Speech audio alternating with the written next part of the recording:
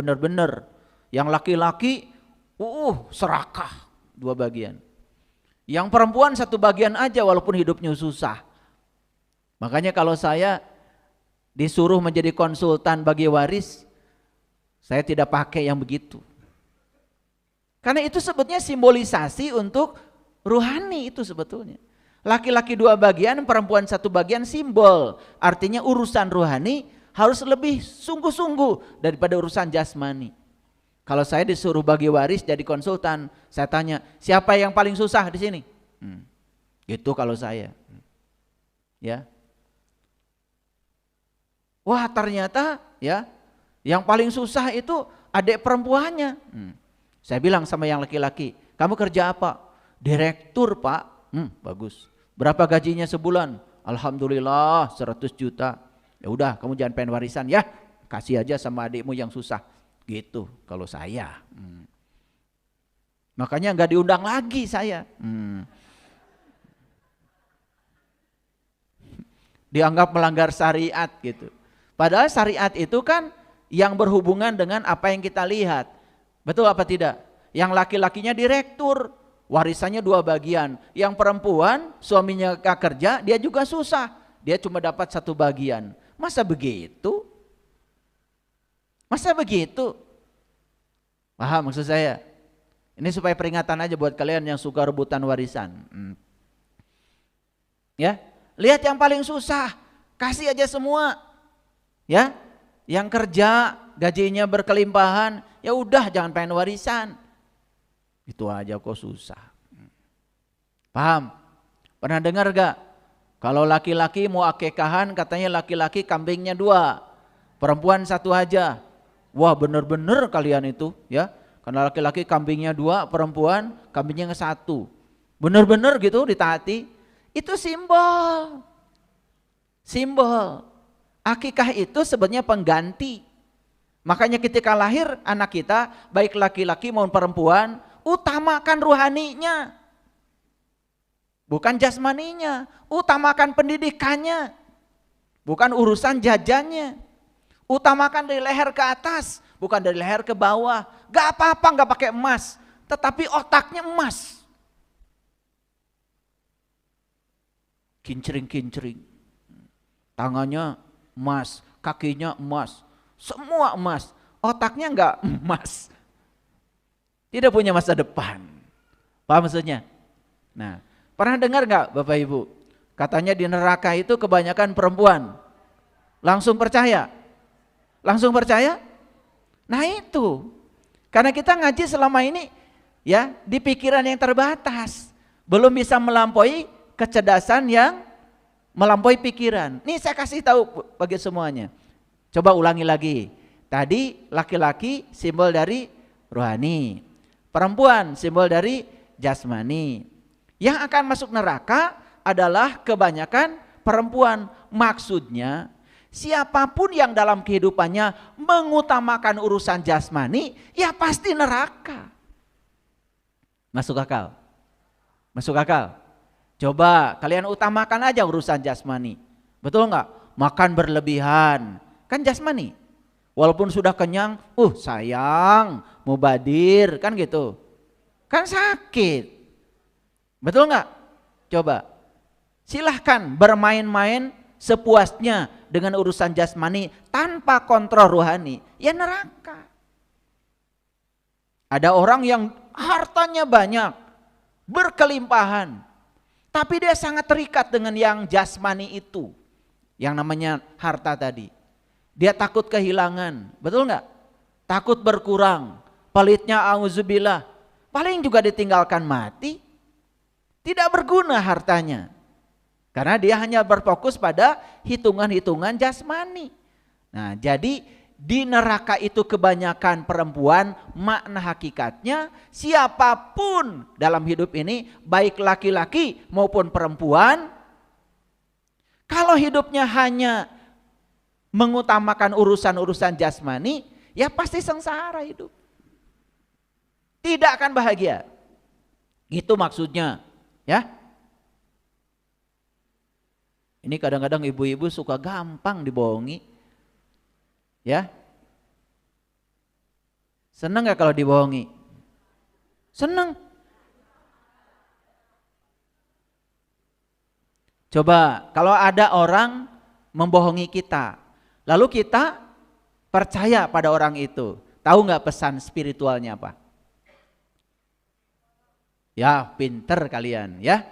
Pesan spiritualnya ketika ada orang membohongi kita dan kita ikut percaya pada orang yang bohong pada kita, itu pesan spiritualnya bahwa kamu masih bodoh gitu aja. Ya. Jadi kalau masih bodoh berarti harus belajar lagi. Makanya kalau ibu, bapak, kalau masih gampang ditipu sama orang lain, jangan nyalahkan penipu. Ya, justru berterima kasih pada penipu, kamu sudah datang untuk mengingatkan saya bahwa saya masih bodoh gitu aja. Ya. Nah, ini tipu menipu itu kan urusannya luas. Termasuk tipu menipu urusan keyakinan, tipu menipu urusan agama. Betul enggak? Kan banyak kan yang menjanjikan itu, menjanjikan ini, betul enggak? Padahal dia juga belum dapat yang dijanjikan itu. Ngerti maksud saya? Tapi kalian percaya. Luar biasa. Nah, saya kembali lagi pada ayat ini. Yuk perhatikan. Ngerti ya? Secara hakikat laki-laki dan perempuan. Ini kalau saya kupas lebih dalam lagi, masih banyak contoh-contohnya. Makanya Islam itu keren ya, kalau dipahami dengan kecerdasan. Makanya tidak ada sebetulnya agama yang mendiskreditkan gender. Dan selama ini seolah-olah ya, kalau dipahami secara dangkal, arijalu qawwamuna 'alan nisa, laki-laki pemimpin wanita, pemimpin perempuan, diterjemahkan seolah-olah yang perempuan gak boleh jadi pemimpin. Kan itu sebetulnya ya menjadi pendiskreditan gender. Seolah-olah ya laki-laki mau bodoh pun biar ada dia jadi pemimpin. Yang perempuan walaupun pintar pun gak usah. Saya terkejut ya, kenapa? Saya ngajar 34 tahun jadi dosen. Pokoknya IPK yang tinggi itu rata-rata perempuan. Maaf ya, bukan menyepelekan bapak-bapak.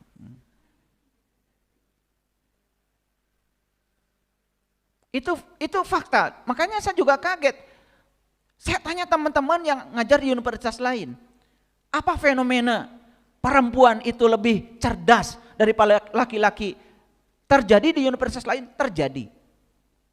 Saya tanya teman-teman yang di universitas lain, bahkan di universitas terkenal, rata-rata IPK yang tinggi justru anak-anak perempuan. Anak perempuan sudah tulisannya bagus, rapi, tuntas.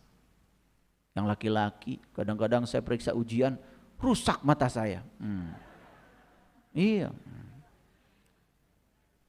Saya mencoba memahami ini maksudnya tulisan apa gitu aja, udah lama itu.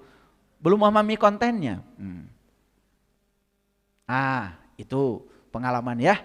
Mari kita lanjutkan di sini. Wa ma arsalna min qablika illa rijalan nuhi ilaihim. Dan kami tidak mengutus sebelum kamu kecuali orang laki-laki yang telah diberi wahyu. Clear ya ayat ini? Jadi sebetulnya secara syariat betul bahwa yang diutus ke semesta, para nabi, para rasul, itu kan semuanya laki-laki. Clear ya? Gitu. Secara hakikat, secara hakikat. Wahyu itu urusan perempuan, urusan laki-laki. Ini hakikat nih. Urusan perempuan, urusan laki-laki. Urusan laki-laki berarti urusan rohani. Paham?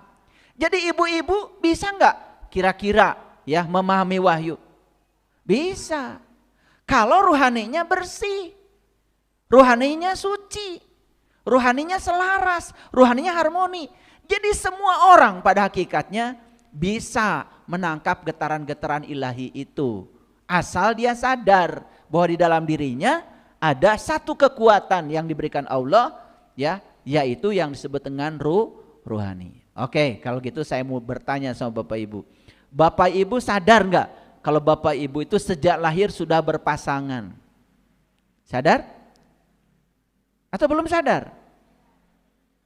Kalau sadar sekarang saya mau nanya, apa kesadarannya? Rohani dan jasmani. Maka Allah bilang, aku ciptakan manusia berpasangan. Pasangan itu rohani dan jasmani. Selama ini pasangan itu selalu suami istri. Padahal itu kan pilihan. Betul maksud saya? Jadi Allah sudah ciptakan kita berpasangan. Oke, karena berpasangan, yuk kita sadari bahwa di balik jasmani kita ada ruhani. Jasmani terbatas, ruhani itu tanpa batas. Berarti sesungguhnya setiap manusia bisa enggak melampaui pikiran yang terbatas? Bisa. Yuk, gimana caranya? Nah, belum masuk ke cara. Lanjut dulu. Jadi yang diberi wahyu siapa? Laki-laki. Yes? Jadi wahyu urusan siapa? Urusan ruhani, itu maksudnya. Paham ya? Nah, sekarang wahyu itu apa? Kan kalian tahunya ada tetangga namanya Kang Wahyu. Barangnya kan gak jelas. Oke, perhatikan saya semuanya. Wahyu itu pada dasarnya adalah getaran-getaran ilahi. Ulangi, apa? Oke. Saya lagi ceramah, tiba-tiba HP saya bergetar. Berarti ada apa? Ada yang masuk, bisa telepon, bisa WA, bisa video, bisa email, bisa apa saja. Setuju? Oke. Nah, yang datang ke sini itu apa? Coba perhatikan. Apa yang datang ke sini itu gambar berbaris gitu? Enggak kan? Yang datang ke sini itu kata-kata berbaris? Enggak kan? Yang datang ke sini itu apa? Nah, yang datang ke sini itu namanya gelombang elektromagnetik. Makanya gelombang elektromagnetik itu disebut energi. Nah, cahaya itu salah satu jenis gelombang elektromagnetik. Gelombang elektromagnetik itu ada yang kelihatan, ada yang tidak kelihatan. Nah, cahaya itu salah satu jenis gelombang elektromagnetik yang kelihatan. Tapi ada juga yang tidak kelihatan, sinar X nggak kelihatan. Tapi tahu-taunya kita sudah tahu, dokter, kalau di dalam tubuh kita ada kelainan karena dibaca dari hasil ronsen. Nah, ronsen itu sebetulnya penemu sinar X, orang Jerman. Tapi sinarnya yang memotret kita itu namanya sinar X. X-ray bahasa Inggrisnya. Ya? Oke. Nah, udah saya batasi dulu ke sana. Jadi tadi HP saya bergetar berarti apa?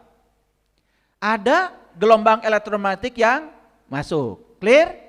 Nah, apakah yang masuk itu gambar?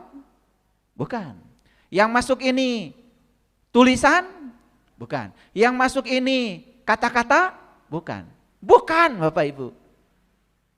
Yang masuk ke sini adalah energi berupa getaran, frekuensi, vibrasi. Namanya gelombang elektromagnetik. Nah, elektromagnetik ada dua, elektro to listrik, magnetik to magnet. Jadi gelombang elektromagnetik itu perpaduan antara medan listrik dan medan magnet. Clear sampai sini? Oke. Tapi yang datang itu energi, tapi Bapak Ibu bisa membuka, begitu dibuka, oh video. Ternyata saudara kita lagi makan sama nasi timbel, pakai jengkol. Tuh. Oh, yang masuk adalah untayan kata. Bahkan yang masuk bisa jadi suara. Oke? Nah, satu. Yang kedua, perhatikan saya. Kok yang bergetar HP saya? Bukan HP Bapak Ibu. Hebat ya? Tidak pernah ada kiriman WA salah alamat. Gak pernah. Itu yang disebut dengan energi itu terkuantisasi. Jadi kita semua punya nomor HP yang berbeda, bukan? Satu digit saja berbeda, dari sekian untaian nomor HP itu pasti kita akan salah kirim. Nah, setiap kita punya nomor HP yang berbeda. Nomor HP itu mencerminkan frekuensi kita. Makanya begitu dikirim ke nomor HP kita, berarti kita itu sedang selaras dengan frekuensi yang mengirim. Makanya yang mengirim dengan yang dikirim terjadilah keselarasan frekuensi. Akibatnya apa? Video, tulisan, kata-kata yang dikirim tidak nyasar ke tempat lain. Clear sampai sini? Oke. Ini saya ajarkan yang gampang aja, yang gampang. Jadi yang nyampe ke sini itulah getaran sebetulnya. Nah, tubuh kita ini, ya tubuh kita ini mana? Lebih canggih tubuh, lebih canggih HP. Yang benar. Saya tanya ulang sekali lagi. Canggihan tubuh, canggihan HP.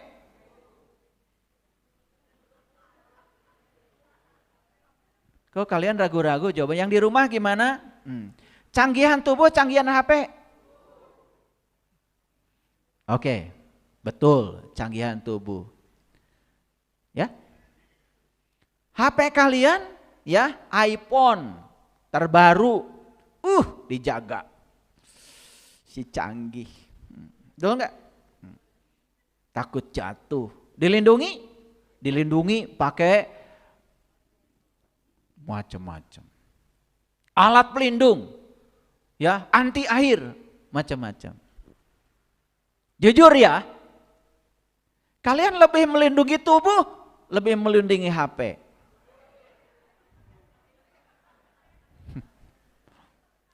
Ini saya mau jelaskan bahwa tubuh kita ini lebih canggih. Jadi HP, mobil, macam-macam itu semua itu hanya mengcopy cara berpikir Tuhan atas semesta raya ini.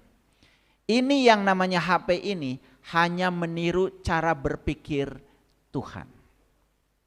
Yuk sekarang, kalau tubuh ini lebih canggih, berarti ya di tubuh ini sebetulnya ada jaringan elektronik, rangkaian elektronik yang jauh lebih dahsyat, lebih ruwet daripada HP. Pernah nggak Bapak Ibu berpikir, kenapa ya Bapak Ibu lihat mobil, kok bisa tahu kalau itu mobil? Gimana itu bisa tahu itu mobil? Padahal kan yang masuk ke sini itu baru gambaran, ditangkap oleh mata. Dari mata disalurkan ke mana tuh? Disambungkan ke sistem kerja otak yang lebih rumit. Kalau saya jelaskan, itu mekanismenya sangat rumit. Sampai akhirnya kita bisa menyimpulkan itu mobil. Bahkan kita bisa mengatakan ini mobil truk, ini mobil minibus, ini bus, ini kereta api, ini pesawat. Kok bisa ya? Padahal informasinya sama dari sini. Pernah gak berpikir itu? Yakin enggak lah kalian ya. Hebat kalian itu. Nah, kalau kita mau berpikir seperti itu, ternyata tubuh kita ini jauh lebih canggih, lebih kompleks daripada alat-alat elektronik yang disanjung-sanjung ini. Jadi kalau HP bisa menangkap informasi, berarti tubuh bisa nggak menangkap informasi? Bisa. Makanya semua orang-orang spiritual, apalagi di kajian saya tempo hari, ya, fisika sudah mengantarkan manusia menemukan God particles yang disebut dengan partikel Tuhan, yang disebut dengan Higgs boson. Partikel Tuhan itu bukan berarti Tuhan tersusul oleh partikel-partikel, bukan begitu. Saking partikel itu bermakna luar biasa dalam kehidupan ini, maka makna yang luar biasa itu akibatnya para ilmuwan menyebut frasa